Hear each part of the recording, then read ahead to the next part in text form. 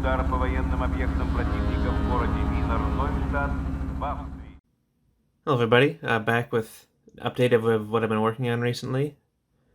So last time we took a look at some 3D prints I ordered from XP Forge, and here's one I showed off last time, the Bilbao armored car for my Spanish Civil War forces. This one painted up pretty well. Did this in a simple urban gray color scheme. I'm planning on using this for my assault guard forces I have on order from Empress. It's a simple gray color scheme with some dirt weathering, light gray dry brush. The assault guard seem to be on back order. I ordered them from Age of Glory, their distributor here in the US. So it might be a while till I get them, but I figured I should just get this painted up now. But yeah, pretty pleased with this one. Very quick to paint. Might get another one for my nationalist forces as well. So yeah, very happy with this one. And then the other one I ordered from my first initial purchase was the L6 40 light tank for my Italian forces in the Eastern Front. There it is there. So it turns out, from the research I've been doing, there's not a lot of material, at least written in English, on the Italian forces on the Eastern Front during World War II. But what I've surmised is that the Italian tanks were distributed, much to the dismay of the armor crews, in a beige paint, which is not very conducive to the Eastern Front. And then, so I did that by Iraqi sand from Vallejo. And then I also read that in an effort to try and camouflage their tanks, they would smear mud on them. So I tried to replicate that. I used a Vallejo German medium camo brown, or brown camo, whatever it's called, to try to do a smearing effect. It turned out better in some places than other, but I think it turned out all right overall. So yeah, I think good addition to my Italian forces. And then so after that, since these two prints were such good quality, I made another purchase from XP Forge, 3 more vehicles. So I'll get those out and we'll take another look. Okay, here's the first tank I ordered. My next purchase from XP Forge. This is an R1 tankette. I already started painting up a little bit. This is for my Romanian forces. The R1 tankette is of a Czechoslovakian design that was purchased by the Romanian Army. Quite the small tank. It was smaller than even I expected when I first got it. As for scale comparison, here's Warlord's Panzer 38T. You can see it's quite the small tank.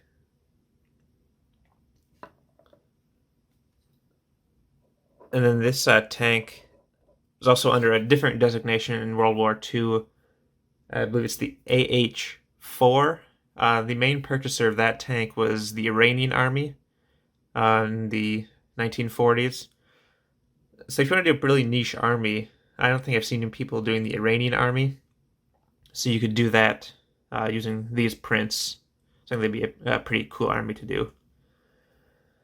The next 3D print I got from XP Forge, let's see here, is the Lancia 1ZM. This is for my Spanish Civil War. This is an Italian armored car. This is going to be for the Italian Expeditionary Force. They don't have any Italians yet. That's on my to-do list. This armored car Could be used for a variety of projects. World War One, Spanish Civil War, Italian War in Ethiopia. Even in World War II, the Germans pressed this armored car into service in the Balkans, even though it was pretty outdated by then. So you could get some use out of this one. This also did come with an option for the earlier turret. Let's see. It's got the additional turret on top here. It looks pretty funky. She wanted to do an earlier version of the armored car. So yeah, get some use out of this. And then the final print I ordered from XP Forge is the Constructura Field Car, also for Spanish Civil War. This is a substantial piece of resin. This was an improvised field car made during the Spanish Civil War, used by the militias. It was made using boilerplates, which is kind of why it looks so funky. There's about 10 of them made, from what I've read. They all looked a little bit different, but more or less the shape. It has the turret on top here.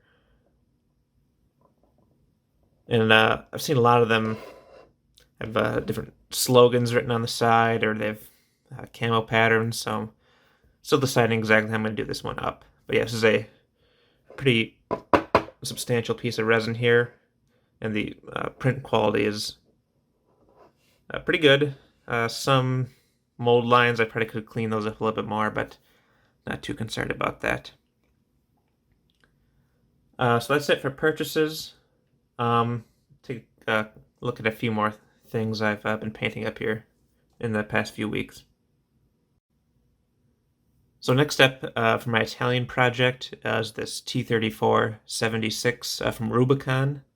It's an Italian captured T-34. There are some photographs online from World War II of the T-34 like this. The Italians captured, or the Germans gave to them, I guess, with white crosses on it as a field identifier. Otherwise, I painted it up pretty much like I would one of my Soviet T-34s. I don't have a color printer at the moment. Otherwise, I would like to eventually get an Italian flag to put on the engine deck as an aerial identifier. And also, with the Italian project, I've been working on some infantry. These are some of Warlord's newest plastic kit.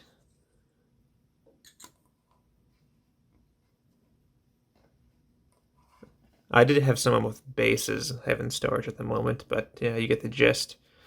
So I did them with the green uniforms. Now I know there's sort of a great debate on the internet of what paint color are their green uniforms, Grigio Verde. So what I did, I used Vallejo's green gray, and then a pretty liberal wash of Nuln oil. Hopefully you can see that. And then highlighted back up with green gray. I think it's a pretty good approximation of their uniform color. Now it may look like German field gray. Hopefully you can see that canteen cover is a German field gray. It's a slight difference, more noticeable to the naked eye. But yeah, I'm pretty pleased with Warlord's kit. I know they're still coming out with plastics later this year for Bersaglieri and Alpini, which I'm going to add to the army as well. I'm looking to add some more. I have some Gustatori engineers on order right now coming to me, and I want to add those. The support box I'd like to add. It's a little expensive now with Warlord's price increases. It's $40 for just a handful of models. I'll get it eventually, I think, but no, all things in moderation. So that's it for the Italians. I just got a couple more things for the collection this month. So this is a work in progress model for sort of a background project I have going on. The Third Anglo-Afghan War, which was in 1919. It was about a 4-month long conflict. This is a plastic figure from Perry, from their Afghan tribesman box. I also do have some figures from Empress. They have a dedicated line of figures. They're Jazz Age Imperialism, with a good number of the figures representing the Third Anglo-Afghan War. There's a slight size difference. The one guy's hunched over a little bit. I think they'll be fine just to keep in separate squads, not mixed together. Now the Perrys, their box is more of a broad scale. It's 1800 to 1900. The miniatures are supposed to represent. They have muskets and Giselles and Sniper rifles, versus the Empress. They have more modern weapons. This guy has a Lee Enfield, but given the tribesmen still use muskets and black powder weapons, even somewhat up to today, I think it'll be fine just to have some guys with black powder weapons during the conflict. And one last thing to look at here, these are some BattleTech miniatures. Quite a while ago, the local comic shop started carrying BattleTech miniatures. I thought it'd be something different. I don't really necessarily plan on going deep into BattleTech, but I thought it'd be something different. So I got the main starter box, and then the Clan Warfare set was on sale, so I got that as well. Never really been into mechs, but I figured there'd be something different to paint up. I'm not really well versed in BattleTech lore. I don't even know what these guys are called, but I figured they'd be fun to paint up. So I got the 2 main boxes, and then I also have one booster pack, I guess it's called. It's like a pack of 6 mechs you can buy to boost your forces. I think I'm going to go for the Free Worlds League, they're called. I don't know, I just like the purple color scheme, I guess is the main thing. But yeah, they look fun. I played a test game against myself. The rules seem a little bit complicated, but I think once I play a little bit more, I'll get the hang of it. The shop does have an organized BattleTech game night on the weekends. I might go down there once I'm a little more versed and get these guys painted up and maybe play a game or two. So that's it for this month. So I have some 3D prints to paint up moving forward. I have a couple of bolt action things coming in to boost up my Italians and maybe finish off that project for now. And I have quite a bit of Empress stuff coming in from Age of Glory to really boost my infantry for the Spanish Civil War. And then I do have some Rubicon plastics to add some vehicles to that project. So I think we'll have enough to keep me busy here in the next coming weeks. So when I have something new, I'll make another video and post that up. Thanks for watching. See everybody soon. Bye.